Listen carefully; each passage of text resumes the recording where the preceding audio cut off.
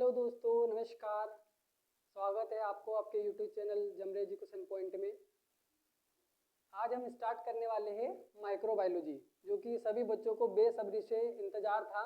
तो हम आज से स्टार्ट कर देते हैं माइक्रोबायोलॉजी। ये जो माइक्रोबायोलॉजी है बहुत ही डिफ़िकल्ट सब्जेक्ट तो होता है। जो कॉलेज स्टूडेंट्स होते हैं उनके लिए भी बहुत ही ये खतरनाक चीज़ है। ओके, माइक्रोबायोलॉजी में ही सबसे ज़्यादा बैक लगते हैं। और जो कॉम्पिटिटिव की एग्ज़ाम होती है उसमें भी ऑलमोस्ट माइक्रो से ही बहुत ज़्यादा मात्रा में क्वेश्चन पूछे जाते हैं, बहुत ज़्यादा नंबर से इसमें आते हैं। तो जितने भी बच्चों को डाउट्स हैं, ओके, वो सारे हम डाउट्स क्लियर करेंगे। तो माइक्रोबायोलॉजी बहुत बड़ी इंटरेस्टिंग के साथ हम पढ़ेंगे। बस आपका सपोर्ट बना रहे और जुड़े रहे चैनल के साथ। ओके, तो बहुत ही सिंपल लैंग्वेज में हम लोग माइक्रोबायोलॉजी पढ़ने वाले हैं। तो आज हम माइक्रोबायोलॉजी का इंट्रोडक्शन डिस्कस करेंगे।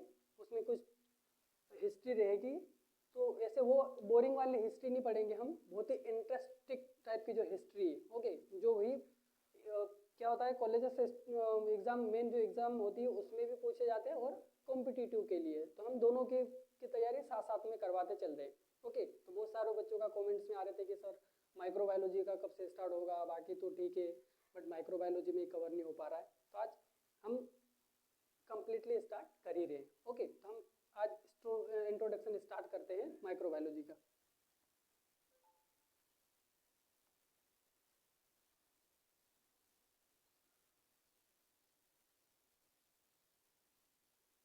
ओके, माइक्रोबायोलॉजी तो ऑलमोस्ट इसकी जो परिभाषा है, डेफिनेशन है, इसके जो बारे में जो इसका इंट्रोडक्शन है वो सभी बच्चे प्राय सभी जानते हैं। ओके, फिर भी हम उन बच्चों को के लिए थोड़ा उसका इंट्रोडक्शंस बताते हैं। जैसे तो सभी जानते ही है। तो माइक्रो का मतलब क्या होता है, यहाँ पर हम लोग लिखेंगे स्मॉल। देखो ये भी एक साइंटिफिक वर्ड्स है माइक्रो। अब ये माइक्रो को एक इंग्लिश में हम बोलेंगे, नॉर्मल इंग्लिश में बोलेंगे तो स्मॉल बोलेंगे। Okay, small. और लॉजी का मतलब होता है स्टडी।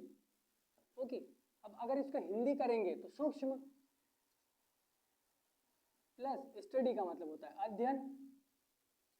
तो देखो यहीं पर निकल आया हमारा सूक्ष्म जीवों का अध्ययन। अब बायोलॉजी बोल दिया इसमें। ओके, लॉजी का मतलब तो स्टडी और बायो का मतलब होता है जीवित। यहाँ पर तीन शब्द देखने को मिल रहा है हमारा, माइक्रो, स्मॉल और बायो का मतलब होता है लिविंग, जो जीवित है। और लॉजी का मतलब होता है स्टडी। तो हम इसको और क्या करेंगे, उसका और ट्रांसलेट करेंगे तो लिविंग का मतलब होता है जीवित,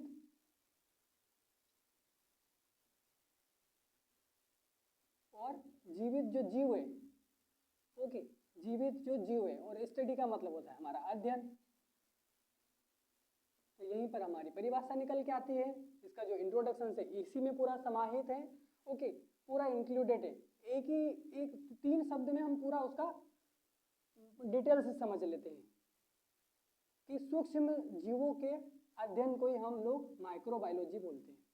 ठीक है, सूक्ष्म जीव विज्ञान इसका हिंदी बोलते हैं। तो इतना भी हिंदी नहीं, हालांकि इतने में तो बच्चों को समझ में आता है कि सूक्ष्म जीवित अध्ययन, सूक्ष्म जीवों का अध्ययन माइक्रोबायोलॉजी के अकॉर्डिंग किया जाता है। ओके, तो ये उसका हमारा थोड़ा बेसिक होते हैं। तो अब सूक्ष्म जीव की बात आती है, तो अब सूक्ष्म जीव यहाँ पर लिखते हैं सूक्ष्म जीव। तो हम उसको इंग्लिश में लिखते हैं micro organism.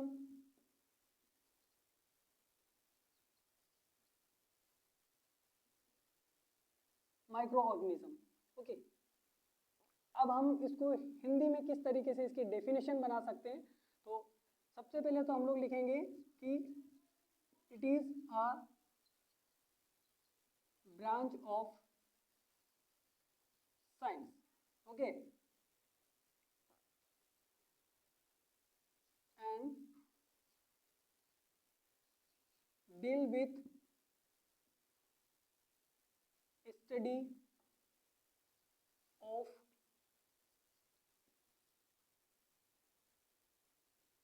microorganism. It called microbiology, ये हो जाएगा हमारा इंट्रोडक्शन। ओके, इस तरीके से हम लोग इंट्रोडक्शन लिखेंगे। अब यहाँ पर एक एक के बाद हम लोग आगे बढ़ेंगे, जैसे ठीक है, एक एक शब्द को लेके चलेंगे। हमने क्या बोला, माइक्रो ऑर्गेनिज्म मतलब सूक्ष्म जीव, तो किस टाइप के, ओके, किस टाइप के माइक्रो ऑर्गेनिज्म है, तो जो माइक्रो ऑर्गेनिज्म होते हैं वो 5 प्रकार के होते हैं। तो किस टाइप के, हमारा बैक्टीरिया,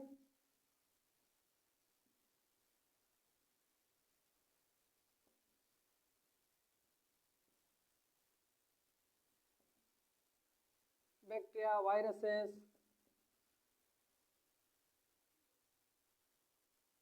फंगाई, इसी में algae, okay, then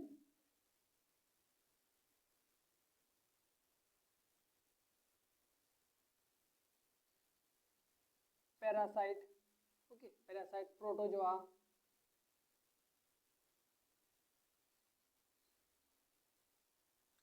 and fifth है हमारा सेरोलॉजी। ठीक है, सीरम और इम्यूनोलॉजी बोलते हैं इसमें।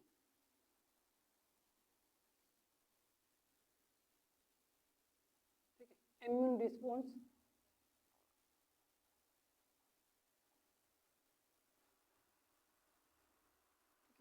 इम्यूनोलॉजी लिख देते हैं, इसको हम लोग सेरोलॉजी भी बोलते हैं, जिसका हम लोग सीरम का अध्ययन करते हैं। तो ये हमारे मेनली 5 प्रकार के हमारे बैक्टीरिया होते हैं। इन दोनों को साथ में कंबाइन कर दिया जाता है, तो बैक्टीरिया, वायरस, फंगस, एल्गाई और पैरासाइट, ये हमारे माइक्रो ऑर्गेनिज्म है। ओके, ये क्या हमारे माइक्रो ऑर्गेनिज्म है। अब हम इसके बारे में और आगे डिस्कस करते हैं।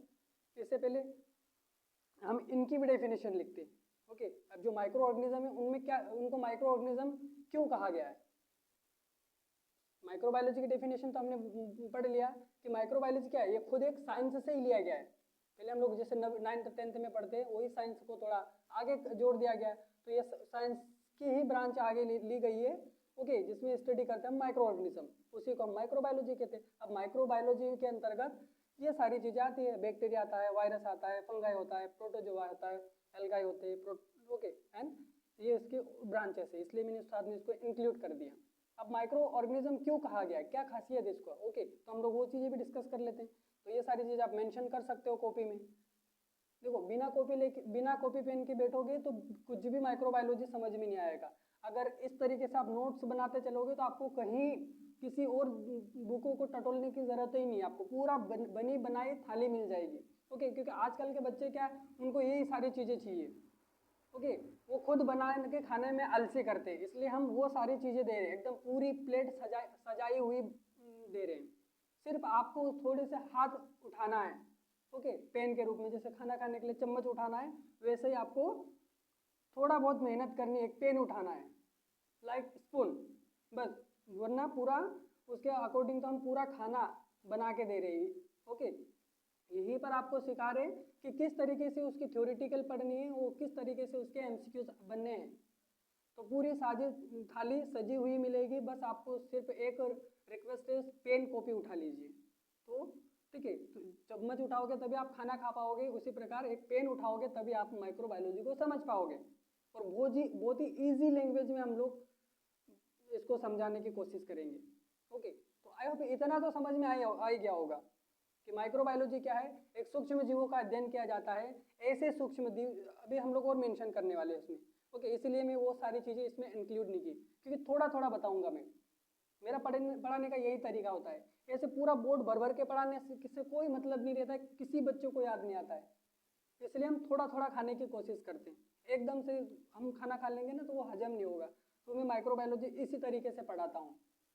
हालांकि अभी ऑलमोस्ट बच्चे माइक्रोबायोलॉजी में बहुत अच्छे नंबर लेके आते हैं। जब मैं कॉलेजेस में टीचिंग की या लेक्चरर लिया, तो जैसे बीएससी नर्सिंग के, बीएमएलटी, डीएमएलटी सारे लेक्चर लिए मैंने, तो उनको मैंने माइक्रोबायोलॉजी पढ़ाई। ओके, फिर मैंने उनको कुछ इंपॉर्टेंट एमसीक्यूज बताए पूरा सिलेबस में, तो पूरा 100% आया उसमें, 99% उसमें पूछा, एक भी क्वेश्चन बाहर नहीं गया उसमें। ओके, तो आप लोग भी यहाँ यहीं से तैयारी कर सकते हो। माइक्रोबायोलॉजी में तो आई होप कि मैं 99% देने की कोशिश करता हूँ। कॉलेजेस जो एग्जाम्स होती है उनके लिए भी प्लस जो कैंडिडेट कॉम्पिटिटिव एग्जाम की तैयारी कर रहे हैं, प्लस उनके लिए भी, क्योंकि मेरे भी खुद भी थ्योरेटिकल में भी मेरे माइक्रो में अच्छे नंबर रहे और कॉम्पिटिटिव में भी मुझे माइक्रो से ही नंबर मिले।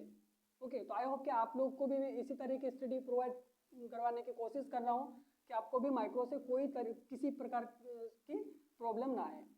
ओके, बट आपको एक काम करना है, बस कॉपी पेन उठाना है, कहीं किसी प्लेटफॉर्म पर झांकने की जरूरत नहीं। माइक्रोबायोलॉजी का मैं पूरी बता रहा हूँ ना, एकदम सजी सजाई थाली बना के दूंगा, बस आपको खाने के लिए चम्मच उठाना पड़ेगा, उस प्रकार एक पेन उठा लीजिए। तो हम थोड़ा क्योंकि मैं एक शब्द को लेके आगे बढ़ता हूँ, ठीक है। जैसे मैंने माइक्रो ऑर्गेनिज्म का बोला, एग्जाम्पल दिया मैंने, ओके, कि हमारे एग्जाम्पल ये आएंगे। अब माइक्रो ऑर्गेनिज्म, तो उसमें क्यों उनको माइक्रो ऑर्गेनिज्म क्यों कहा गया है?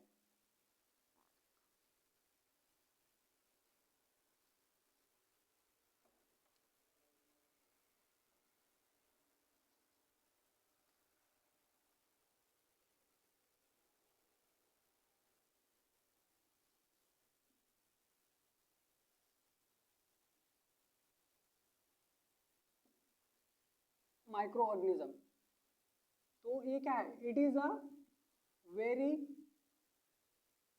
Small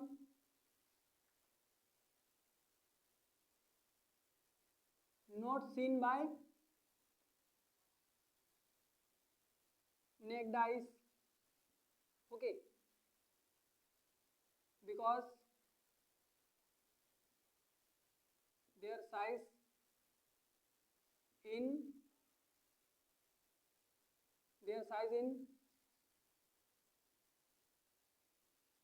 measuring metre in, okay, ये म्यू और एम लिखते हैं इसको माइक्रोमीटर,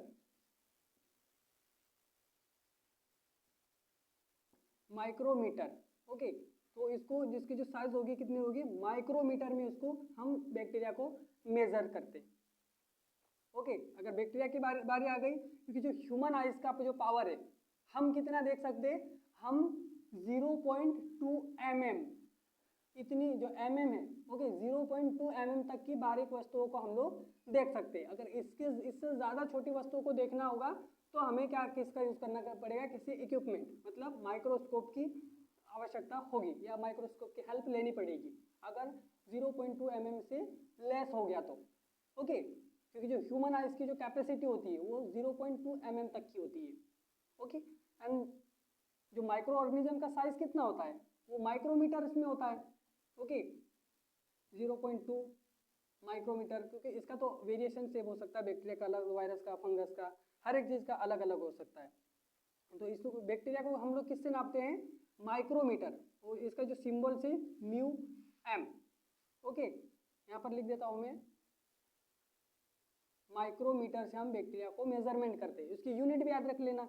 वायरस की बात करें, वायरस तो और भी बहुत छोटा होता है, ओके, तो इसका तो कितना होता है, 0.2 माइक्रोमीटर बैक्टीरिया का है, 0.2, और जो वायरस का होता है वो नैनोमीटर में मापते हैं। तो ये क्वेश्चन भी बनते हैं, ऐसे क्वेश्चन वाइवा में भी पूछते हो रहे हैं, वो उसमें एमसीक्यू कॉम्पिटिटिव एग्जाम में भी पूछते हैं कि वायरस की जो यूनिट क्या है, उसको हम नैनोमीटर बोलते हैं। कितना बोलते हैं, नैनोमीटर,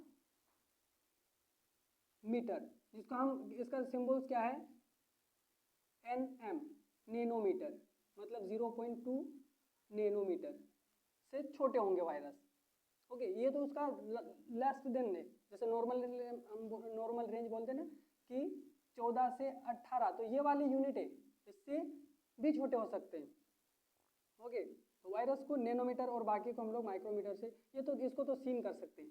जो फंगस होगा वो हम लोग आइस से ही देख सकते हैं ऑलमोस्ट, जो कुछ फंगस होते हैं जिसको, लेकिन इसको भी हम लोग माइक्रोमीटर से ही मेजर करते हैं हालांकि, इसीलिए तो उसको माइक्रो ऑर्गेनिज्म बोला गया है।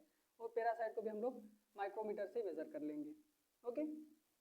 तो ये उसकी कुछ बेसिक इंफॉर्मेशन है, ओके। तो अब इसीलिए इसको माइक्रो ऑर्गेनिज्म की डेफिनेशन क्या हो गई है, यहाँ पर हम थोड़ा और इसमें 1-2 पॉइंट और ऐड कर देते हैं, ओके। ये सारी यूनिट नोट कर लीजिए, मैं थोड़ा इसमें और ऐड कर देता हूँ कि माइक्रो ऑर्गेनिज्म की डेफिनेशन क्या हो सकती है, क्योंकि वो खुद 5 नंबर में पूछ सकता है।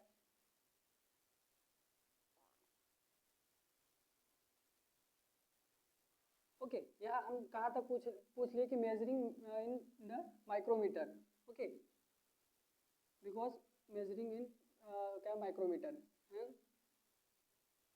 It will help of microscope.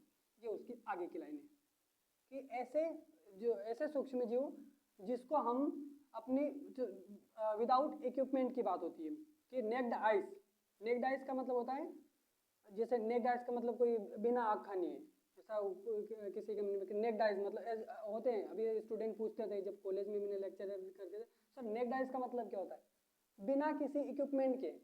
अब उसमें तो आंखों से हमें देखना ही पड़ेगा, लेकिन बिना किसी इक्विपमेंट के उसी को नेक्ड आइस बोलेंगे। तो ऐसे सूक्ष्म जीव जो हमें नेक्ड आइस से नहीं दिखाई सकते वो माइक्रो ऑर्गेनिज्म कहलाते हैं, ओके, क्योंकि उनका जो मेजरमेंट होता है वो माइक्रोमीटर या उससे भी कम यूनिट में होता है। तो उसको देखने के लिए किसकी हेल्प लेनी पड़ेगी, माइक्रोस्कोप की, ठीक है। तो ये माइक्रो ऑर्गेनिज्म की डेफिनेशन हो जाएगी।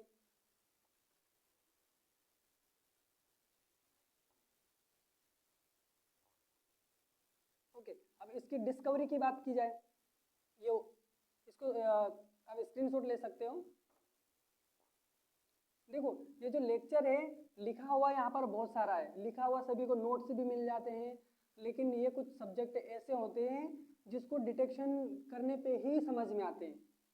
जैसे अभी यहाँ पर एमसीक्यूज लिखे हैं, फटाफट वो इसको पढ़ के ना कोई आंसर कर सकता है, लेकिन जो सब्जेक्ट ऐसे होते हैं, लेकिन बिना नोट्स से भी हम लोग पढ़ सकते हैं, लेकिन उसमें क्या हमें टीचर्स की आवश्यकता क्यों होती है, उस चीज़ को समझने के लिए, ठीक है। तो समझने के लिए आपको उसके साथ साथ चलना पड़ेगा। ऐसा नहीं कि हमने बाद में देख लिया कि हाँ वीडियो बाद में देख लेंगे तो हमें समझ में आ जाएगा।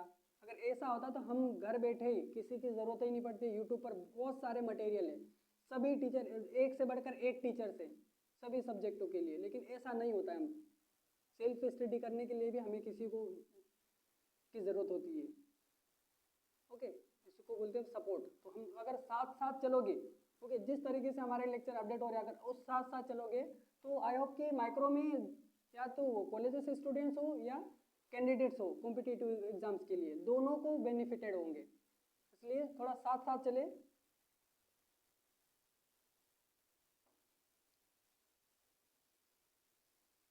इसकी थोड़ी बहुत हिस्ट्री होती है,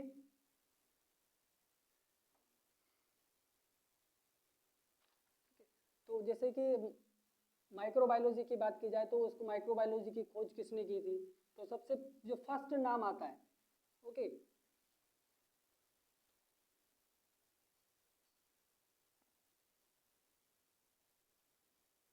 जो फर्स्ट नाम आता है वो एंटोनी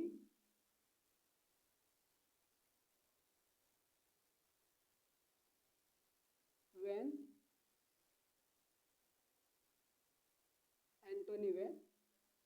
ल्यूवेनहुक। स्पेलिंग में थोड़ी बहुत वेरिएशन हो सकती है, तो इसको थोड़ा ध्यान दीजिए। हालांकि जो मैं बोल रहा हूँ वो उसी से आप लोग समझ जाओगे, एंटोनी वैन ल्यूवेनहुक। थोड़े बहुत अगर वेरिएशन हो सकती है, आई होप कि ये सही है, बट इसमें से कुछ भी वेरिएशन हो सकती है, तो आप थोड़ा ध्यान दीजिए। एंटोनी वैन ल्यूवेनहुक की बात करें, ओके, तो ये क्या था, सबसे पहले माइक्रोबायोलॉजी, इसको हम फादर ऑफ माइक्रोबायोलॉजी भी कहते हैं, ओके, यहाँ पर हम लोग लिख देते हैं फादर ऑफ माइक्रोबायोलॉजी, ओके। अब इन्होंने कुछ और भी, इन भाई साहब ने और कुछ काम किए हैं, ओके, तो इन्होंने और क्या एडिशनल में क्या काम किए हैं, तो फर्स्ट इन्होंने सिंपल लेंस की खोज की थी, ओके, सिंपल लेंस की खोज की थी, और इन्होंने ही सिंपल माइक्रोस्कोप बनाया था,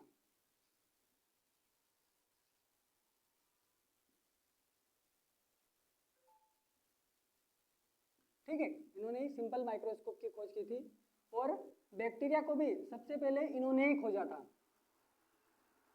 ठीक है। जब माइक्रोस्कोप की होगी तो वो किसी पर्पस के से तो क्या होगा, तो ये बैक्टीरिया को सबसे फर्स्ट टाइम बैक्टीरिया देखे थे।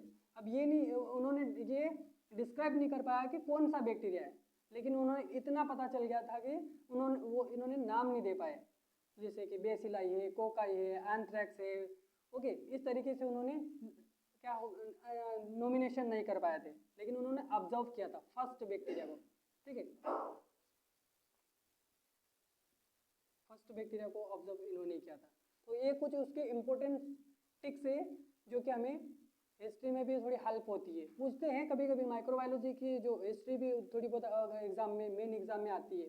कॉम्पिटिटिव में तो पूछते हैं इनसे कि किसने, या सिंपल माइक्रोस्कोप की खोज किसने की थी, तो यहाँ से भी क्वेश्चन बन सकते हैं। लेंसेज की खोज किसने की थी, तो एंटोनी वैन ल्यूवेकोक ने। Who is the father of microbiology, तो एंटोनी वैन ल्यूवेकोक ने। तो इस तरीके से इसमें से क्वेश्चन भी बनते हैं। ओके, इस तरीके से बहुत तरीके से घुमा सकता है इस क्वेश्चन को। ओके, नेक्स्ट बारी आती है हमारी लुईस पास्चर जी। ओके, इसके इन्होंने भी बहुत ही क्या, इनको हम मॉडर्न माइक्रोबायोलॉजी, हालांकि जब हम यूट्यूब पे सर्च करते तो सॉरी गूगल करते हैं ना, तो कभी कभी एंटोनी वैन ल्यूवेकोक का भी आ जाता है, लेकिन मोस्टली कभी कोई सी बुकों में भी मतलब प्रिंटेड है। तो जो मॉडर्न माइक्रोबायोलॉजी की बात आती है,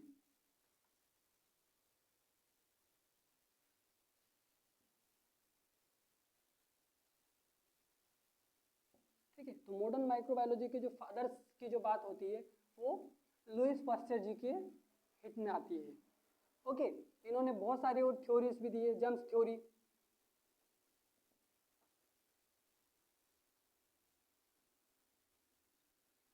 जम्स थ्योरी दी इन्होंने, और पॉस्चराइजेशन, मिल्क पॉस्चराइजेशन,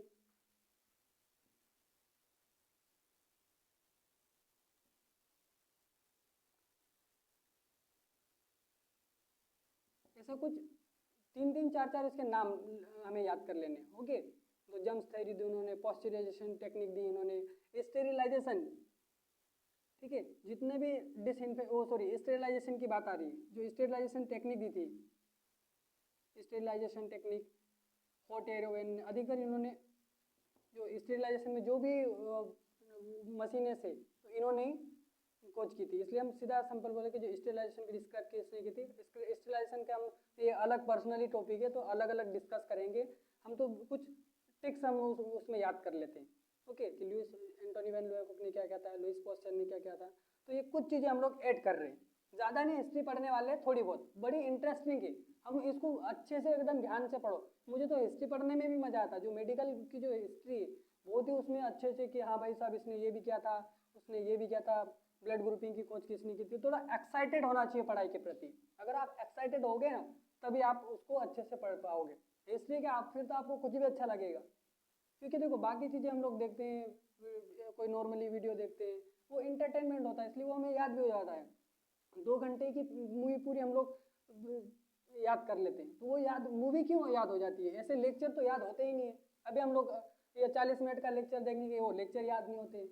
तो उसमें कुछ, क्योंकि जो मूवी बनाई है एक सार, कुछ एक कहानी के ऊपर बनी है, किसी की जीवन कथा के ऊपर बनी होती है, तो उसको सोच, वो क्या है जो मूवी बनाई है उसमें कुछ कॉन्सेंट्रेशन है। ओके, जो बनाने वाले ने एक पूरे दिमाग को खेला होगा कि लोगों को किस तरीके से वो मूवी पसंद आती है, किस टाइप की, क्योंकि वो घटना होती है उसमें। ओके, उसी तरीके से हमें भी पूरा एक माइक्रोबायोलॉजी के मूवी टाइप का देखना चाहिए। इंटरेस्टिंग आता है ना पे अपने को तो पूरा गाना भी याद हो जाता है, क्योंकि वो दिमाग से बनाई गई है। तो हम क्या, वो हमारे दिमाग से खेलते, वो जो मूवी बनती है वो दिमाग से ही खेली जाती है, वो बहुत ही ट्री तरीके से बनाते हैं। तो उस तरीके से अगर हम इस जो स्टडी में, जो पढ़ाई की जो लाइफ है, उसमें भी उसको झांकने की कोशिश करेंगे, तो ये सारी चीज़ें भी मूवी टाइप का ही लगेगी। ठीक है, जैसे ही आप कोई सा भी लेक्चर रहोगे तो आपको ये तक पता हो जाएगा। ओके, मेरा जो पढ़ने का तरीका, मैं तो कि जैसे मैं कोई वीडियो देखता हूँ तो यहाँ पर टीचर्स ने क्या चीज़ें लिखी थी, मुझे वो एग्जाम में तक याद आती है। ऐसी मैं सोचता हूँ आंखें बंद करके। तो इसीलिए इस चीज़ को रिवाइज करना होता है। ऐसा है कि नहीं कि मैं पढ़ा दिया तो आप बस वीडियो देख लिया, खेल खत्म, उसको रिवाइज करो ना। फिर मूवी देखने के बाद हम लोग सोचते हैं ना, तो पूरी मूवी याद आ जाती है। इसीलिए हम ये सारी चीज़ें, ऐसा सोचो कि एंटोनी ल्यूवेन, वो भाई साहब ने क्या क्या कारनामे किए थे, तो 3 4 कारनामे याद कर लो उसके, कौन कौन से अच्छे काम किए थे, क्या क्या चीज़ की थी। लुईस पास्चर जी ने क्या क्या किया था, उनको किस नाम से बुलाते थे। ओके, तो उसने जम्स थ्योरी दी थी, मिल्क पोस्चराइजेशन दिया था, स्टेरिलाइजेशन दिया था, ऐसे सारी चीज़ें कुछ ऐसे पॉइंट व्यू के थ्रू हिस्ट्री याद कर लो। बस ये थोड़ा सा कठिन है, इसके बाद तो और भी इजी आते जाएगा। ठीक है, इसके बाद थर्ड है हमारा Robert Hooke, Robert Koch. Okay, तो इन्होंने क्या किया था, इनको हम medical microbiology, father of medical microbiology के, जैसे कि इनको मॉडर्न, ये हमारा सिर्फ माइक्रोबायोलॉजी के फादर्स थे, ये मेडिकल माइक्रोबायोलॉजी के, सॉरी मॉडर्न माइक्रोबायोलॉजी के फादर्स थे। तो रॉबर्ट कोच थे वो हमारे medical microbiology, father of medical biology. Okay, इन्होंने इन्होंने अब बैक्टीरिया की खोज की थी, इसलिए फादर ऑफ बैक्टीरियोलॉजी बोलते इसको। अब इन्होंने पहचान लिया था जो एंथ्रेक्स है, ठीक है, एंथ्रेक्स बैक्टीरिया है, उनके उनकी खोज की थी इन्होंने। ठीक है, ऐसे भी पूछ सकते हैं इसमें कि मेडिकल माइक्रोबायोलॉजी की खोज किसने थी या मॉडर्न माइक्रोबायोलॉजी, क्योंकि अगर सिंपल माइक्रोबायोलॉजी की खोज क्या की बात आएगी तो फट से एंटोनी वैन ल्यूवेनहुक लगा सकता है। अगर मेडिकल माइक्रोबायोलॉजी की अगर खोज की थी तो कोई कंफ्यूजन हो के एंटोनी वैन ल्यूवेनहुक लगाएंगे। तो ध्यान रखना, जो रॉबर्ट कोच थे, ठीक है, इन्होंने ही एक बैक्टीरिया की खोज की थी, जो तंबाकू की जो सूखी पत्तियां था, उन्होंने उसी में फर्स्ट बैक्टीरिया की खोज की थी। ठीक है, तो इस तरीके से कुछ एक्साइटेड होकर पढ़ना है हमें। ठीक है, तो और एक आध दो साइंटिस्ट है, हम उसके बारे में भी डिस्कस कर लें।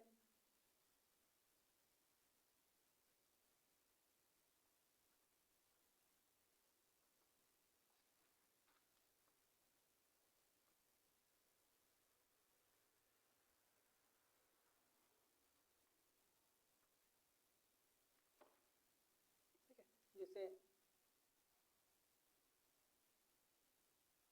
कार्ल लैंड स्टेनर की बात की जाए,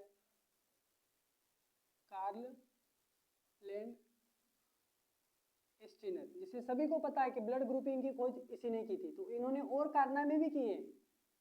ओके, तो कार्ल लैंड स्टेनर ने जितने भी जो सीरम से, ओके, जिसको हम सेरोलॉजी बोलते हैं,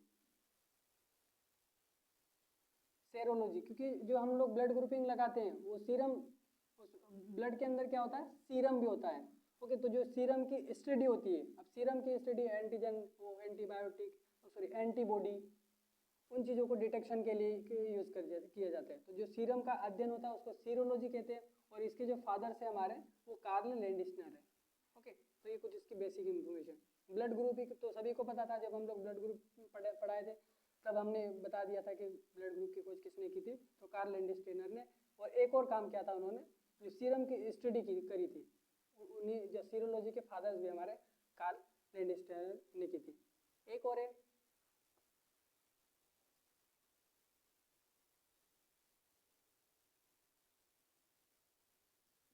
पाउल एरिस ने। ओके, तो जो टॉक्सिन थे, ठीक है, जो टॉक्सिक थी, मतलब पॉइजन, पॉइजन की खोज इन्होंने की थी। तो इस हिसाब से कुछ साइंटिस्ट के बारे में हम लोग पढ़ लेंगे तो वो काम आएगा। इतनी हिस्ट्री वो काफ़ी है, अगर हिस्ट्री पूछ लिया तो इतनी हिस्ट्री में इससे बाहर क्वेश्चन नहीं जाते।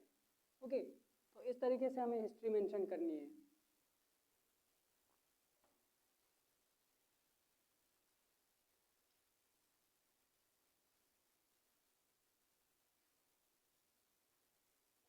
कुछ चीज़ें इसमें टर्म्स है, इसमें जैसे हम अभी पढ़ रहे थे, बैक्टीरिया, वायरस, फंगस,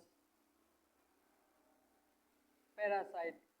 तो ये जैसे अभी मैंने बता ही दिया कि बैक्टीरिया किसके किसके अंदर, it is a branch of, अब हम अगर इसको लिखेंगे एक एक बैक्टीरिया की, तो शॉर्टकट में लिखेंगे, क्या लिखेंगे, it is a branch of microbiology. जिसे हमने माइक्रोबायोलॉजी की डेफिनेशन लिखी है उसको एक बार याद कर लेना है। माइक्रोबायोलॉजी में क्या लिखा था कि it is a branch of science बोला था हमने, okay, and deal with study of micro organism बोला था, ओके। अब वहाँ पर हमें उसी लाइन में हम ऐड कर सकते हैं कि इट इज ब्रांच ऑफ, अब साइंस की जगह क्या हो जाएगा माइक्रोबायोलॉजी। जो बैक्टीरिया किस में हम लोग पढ़े माइक्रोबायोलॉजी में पढ़े, तो it is a branch of microbiology and study of bacteria, ठीक है। तो हम क्या बोलेंगे इसको बैक्टीरियोलॉजी, बैक्टीरियोलॉजी, जिस बैक्टीरियोलॉजी हम इसको उल्टा पुल्टा दोनों करके याद कर लेना है एक बार अच्छे से, क्योंकि इससे भी क्वेश्चन बनते हैं क्या, क्योंकि बेसिक इंफॉर्मेशन लिखनी पड़ेगी तो ये सारी चीज़ें भी लिखनी पड़ेगी। तो बैक्टीरियोलॉजी, बैक्टीरिया में क्या होता है जो, ठीक है, बैक्टीरिया किस में आता है बैक्टीरियोलॉजी में, या बैक्टीरियोलॉजी में बैक्टीरिया की स्टडी करते हैं, ओके। यहाँ तो कोई किसी को कन्फ्यूज़न नहीं होता है, यहाँ भी कन्फ्यूज़न नहीं होता है वायरोलॉजी में, ठीक है। और वायरोलॉजी जिसमें वायरस की स्टडी होती है, वायरस की स्टडी किस में की जाती है या वायरोलॉजी में की जाती है, ये भी सेम है। दिक्कत कहाँ आती है फंगस, ठीक है, क्योंकि इसका जो नाम है वो माइकोलॉजी, यहाँ दिक्कत आ जाती है, अधिकतर यहाँ पर कंफ्यूज आ जाते हैं। तो फंगस, अब माइकोलिक एसिड, ऐसा याद रख लेना कि जो फंगस क्या होता है इसके अंदर माइकोलिक एसिड होता है, ठीक है, या माइकोलिक लेयर बोल सकते हैं, sales membrane mycolic, okay.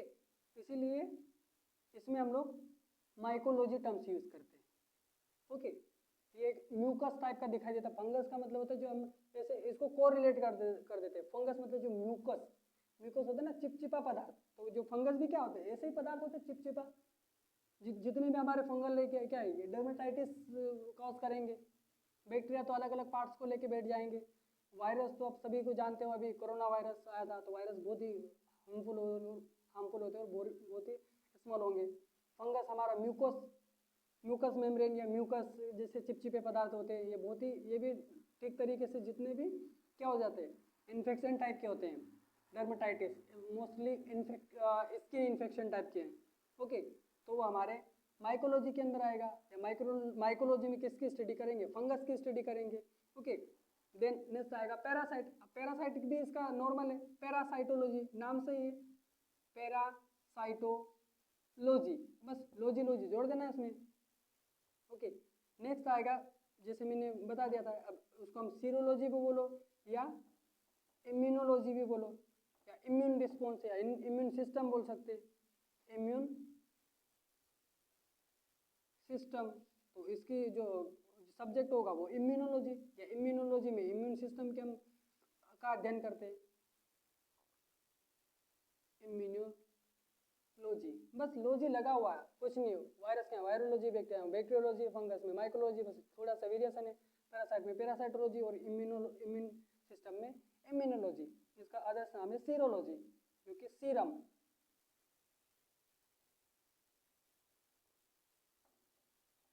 Serum और सीरम और प्लाज्मा तो आप बेटर जानते हो कि सीरम क्या होगा, ब्लड का ही कंपोनेंट से, ठीक है। तो इस तरीके से हमें इंट्रोडक्शन कंप्लीट करना होता है। इसमें माइक्रोबायोलॉजी में और कुछ टर्म्स होते हैं, ये तो है ही, इसका स्क्रीनशॉट ले सकते हो, हालांकि ये तो ओरली याद हो जाएगा, एक बार और रिवाइजन जरूर करना है, ओके। तो और कुछ इसमें टर्म्स होते हैं जैसे पैथोजेंस, क्योंकि माइक्रोबायोलॉजी हम लोग पढ़ेंगे तो यहीं से स्टार्ट करने हैं, माइक्रो ऑर्गेनिज्म होंगे, ठीक है।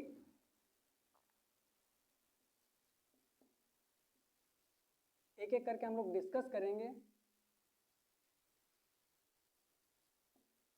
ओके। बड़े इंटरेस्टिंग के साथ में पढ़नी है माइक्रो ऑर्गेनिज्म, ओके। तो कुछ माइक्रो ऑर्गेनिज्म होंगे वो पैथोजेंस भी हो सकते हैं, ओके, कुछ हो सकते हैं हमारे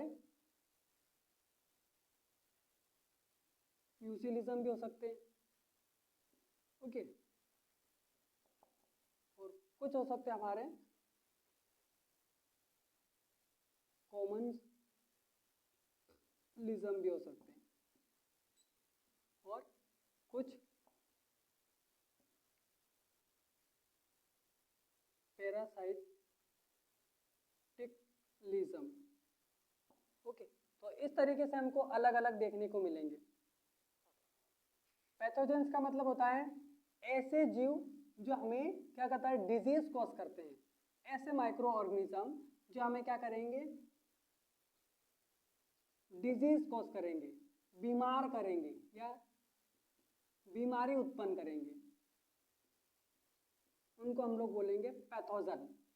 ओके, क्या बोलेंगे, पैथोजन। ऐसे माइक्रो ऑर्गेनिज्म जो हमें क्या करेंगे, बीमारी उत्पन्न करेंगे, हमारे शरीर में इंटर होकर डिजीज कॉज करेंगे, डिजीज कॉज करेंगे, उनको बोलेंगे हम पैथोजन, हानिकारक सब्सटेंस है।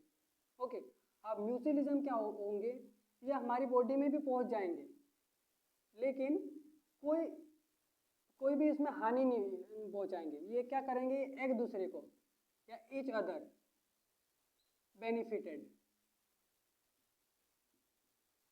ठीक है।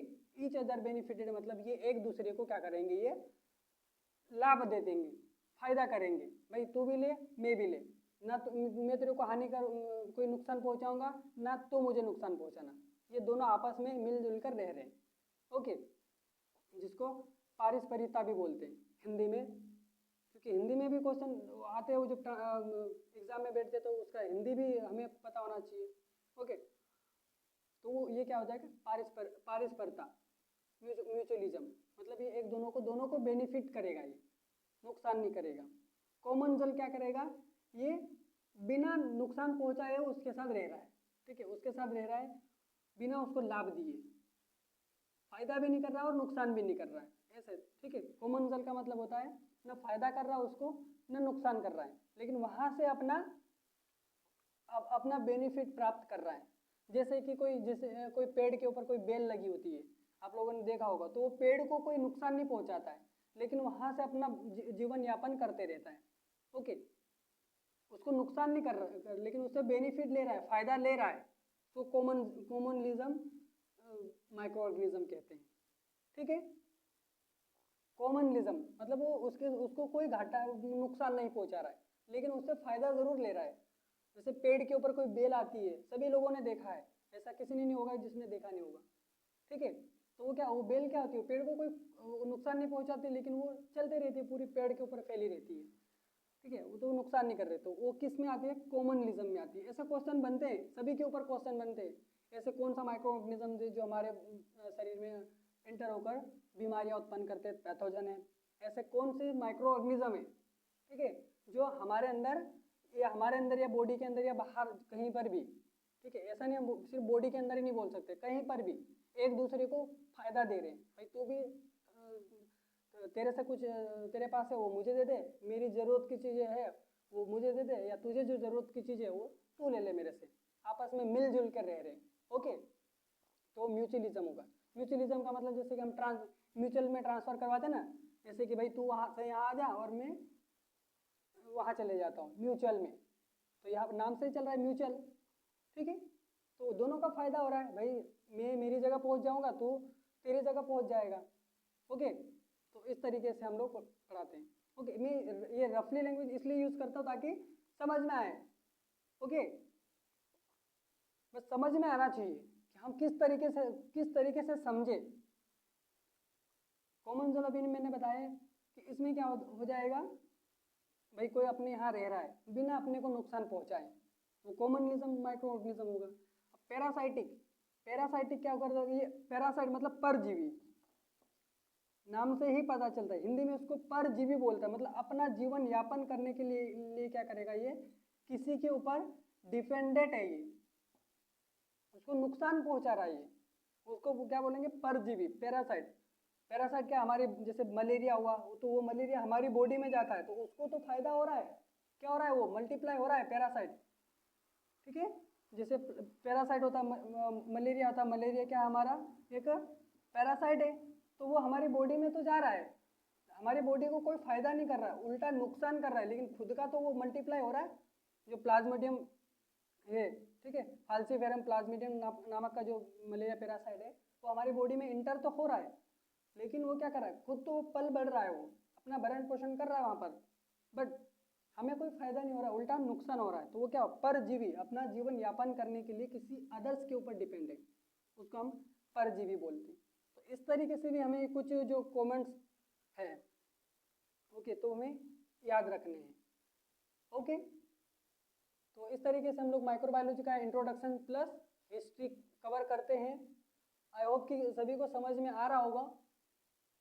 देखो इसकी हिस्ट्री, अब क्वेश्चन किस तरीके से बन सकते हैं, तो which organism are relation and benefited from each other, वही बात आ गई जो अभी हमने पढ़ी, वही क्वेश्चन पूछ सकता है।